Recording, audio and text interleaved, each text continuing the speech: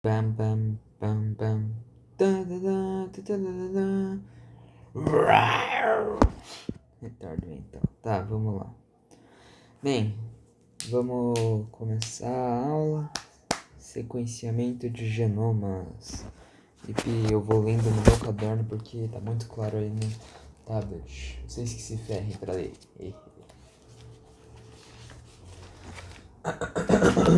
Bem, o sequenciamento de genomas diz que os genomas têm regiões não sequenciadas e o tamanho do genoma humano, não, ele é grande, mas tanto faz, tipo, não é o tamanho do genoma ou o número de genes que define o quão complexo é um ser vivo. Tipo, o milho, ele tem 45 mil genes, enquanto o humano tem 25 mil. E o milho, por incrível que pareça, ele não é mais complexo que a gente. Ao menos supostamente, como é professora. Aí, tipo. Ela começou a falar sobre uma pesquisa que teve de uma galera tentando achar o menor número de genomas essenciais, genes essenciais possíveis. Foi 380, tá? A organização gênica em procariotos. O gene tem a parte do DNA que pode ser transcrito, a enzima sintetiza RNA usando DNA como molde, tá? Tem o RNA polimerase, que é a enzima que sintetiza o RNA usando o DNA como molde. Aí os genes transcritos são transcritos em proteínas. Mas antes disso, a gente tem uma região reguladora ou promotora, que fica no código genético. Aí o código genético.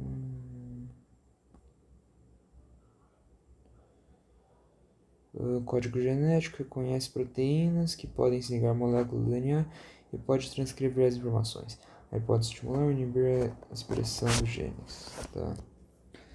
Bem, eu vou falar então da região Bem, deixa eu pegar aqui os slides no meu celular, que fica melhor pra mim. Só um segundo. Tá.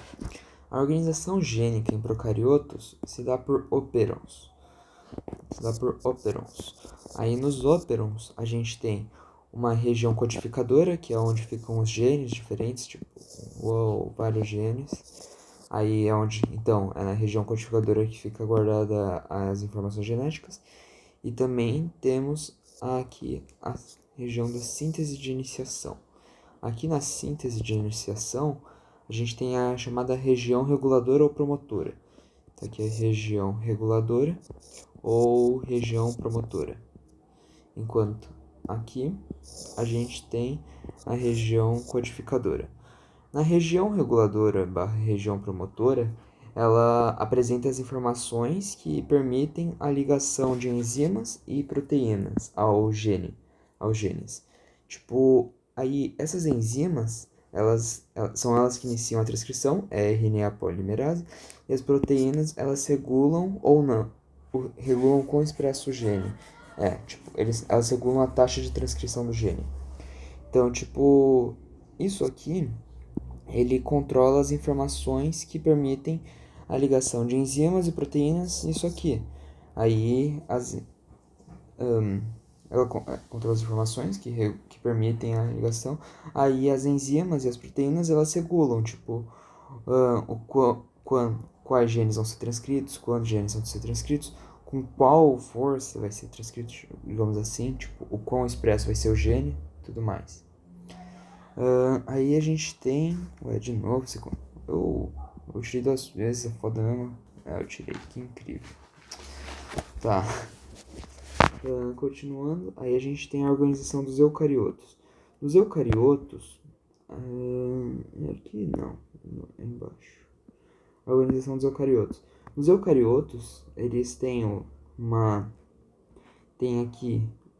Também tem uma região reguladora que regula, que permite, tem as informações que permitem a entrada de enzimas, que permitem que enzimas e proteínas se liguem aos genes e tudo mais.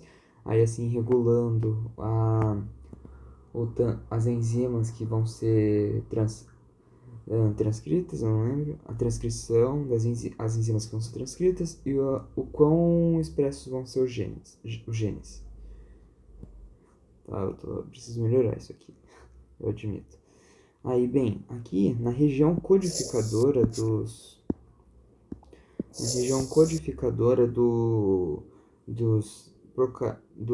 eucariontes, a gente tem aqui exons,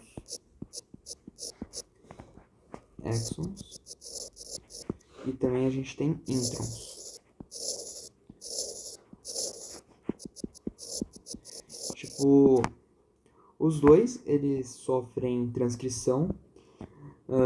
Os dois sofrem transcrição. Aqui é a região codificadora e aqui é a região reguladora / região promotora. Aí, bem, aqui os dois, eles sofrem transcrição. Aí eles formam um RNA imaturo, ou não processado. Que aí ele traz tudo com ele, digamos assim. Tipo, ele pode.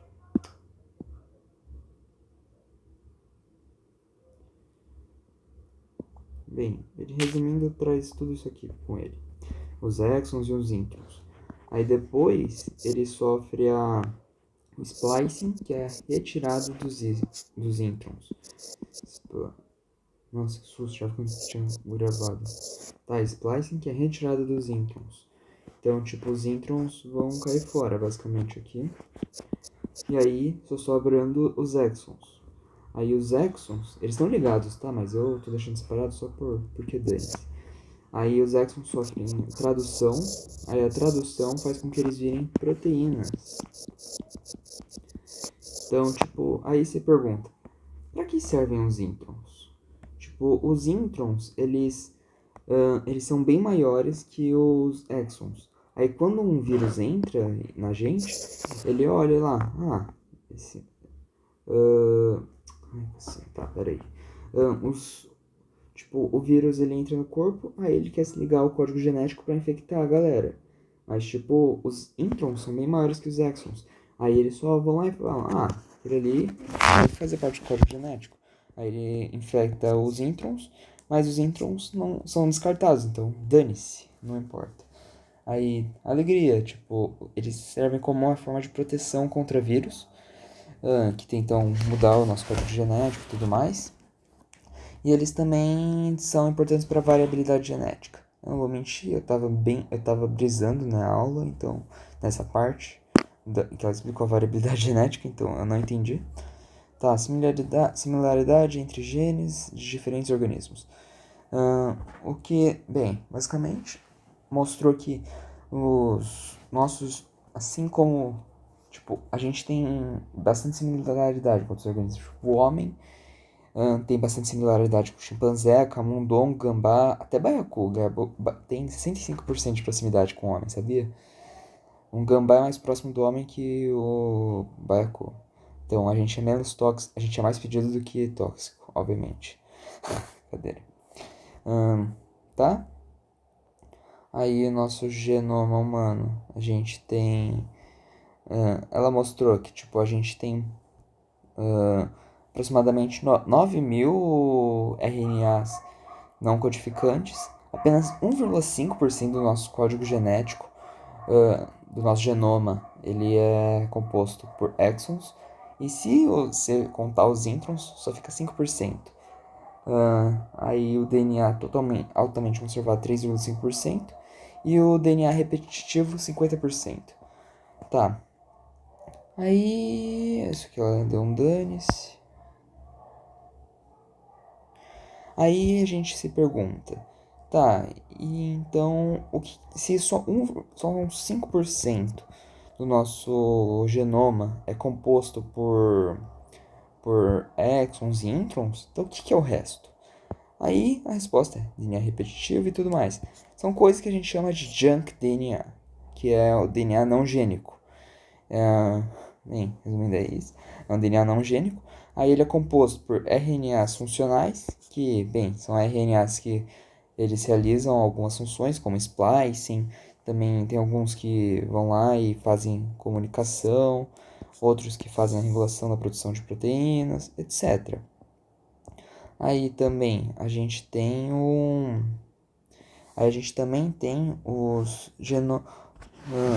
aqui não tem. Ai, cassino batidinho, foi demais. Bem, a gente também tem os.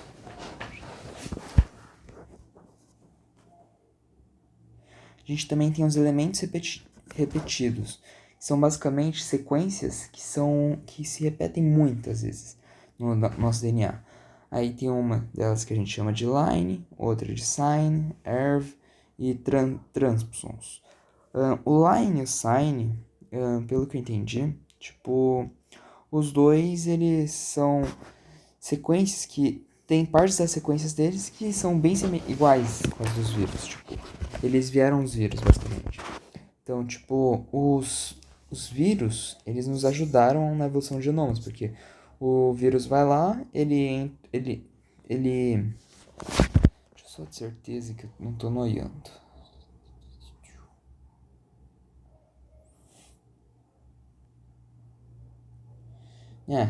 Os vírus, eles vão lá e eles ajudavam na evolução de genomas, porque eles entravam no nosso genoma e aí eles mudavam a sequência e tudo mais, gerando mais variabilidade e diversidade.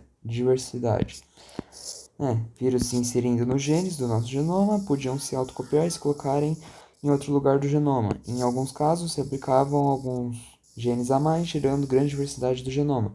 Então, a gente pode falar que o vírus nos ajudou a diversificar nosso genoma. Aí os transpsons, não Trump, os transpsons, eles são elementos saltitantes. Tipo, eles são tipo o vírus.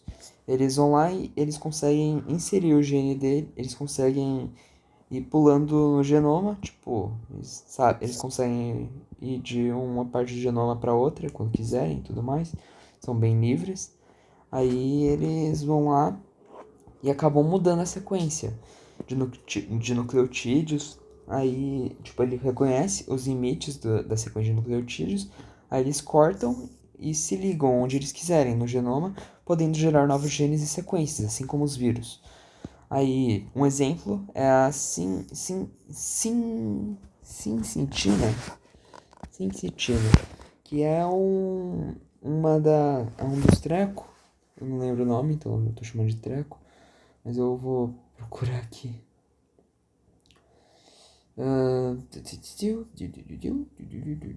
Não.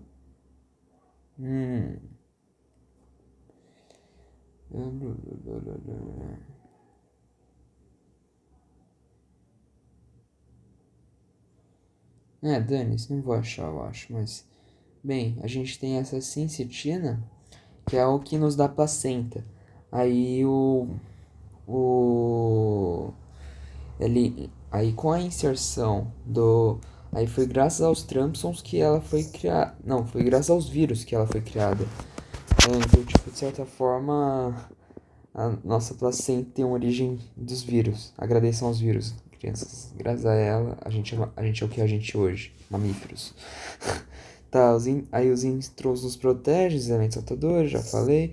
E, bem, por que a gente não sofre com tanta frequência, mas essas mutações, sei lá, por causa desses elementos saltadores? É porque, tipo, eles vão saltando, mas eles também acabam perdendo, para cada pulo que eles fazem, um pouquinho deles mesmos. Então aí, tipo, uma hora eles acabam perdendo essa capacidade de pular de um canto pro outro. É tipo Meliodas. Não, zoeira, eu não vou usar referência de anime, pelo amor de Deus. Mas se quiserem, eu falo no final do vídeo de uma forma bem imbecil. Aí, bem, a hemofilia. Eu não entendi direito, nem sincero, mas, tipo, pessoas com hemofilia têm um elemento ALO, que é o que impede a tradução completa do gene para o fator 8 de coagulação sanguínea. Tipo, o gene tava aqui, feliz, aí chegou o ALO 8 e chegou, bum, parou. Aí agora, tipo, a transcrição desse gene só acontece até aqui. Aí acaba ferrando com a coagulação da pessoa. É isso, basicamente, que eu tive hoje. E, né, eu também perguntei sobre essas questões, dane-se. Mas bem, vamos fazer agora a explicação imbecil que eu pensei. Ó, aqui, para os elementos saltadores, tipo Meliodas. Se o Meliodas vai lá, quando o Meliodas usa o poder dele, ele fica sem emoções, né? Ele vai perdendo um pouco dele mesmo, sei lá o que, quando ele morre também e tudo mais. Então, é tipo quando o Meliodas morre, eles vão perdendo parte de si mesmo, parte das emoções dele e tudo mais. Pois é, de nada. Nossa, que caca, hein, de explicação.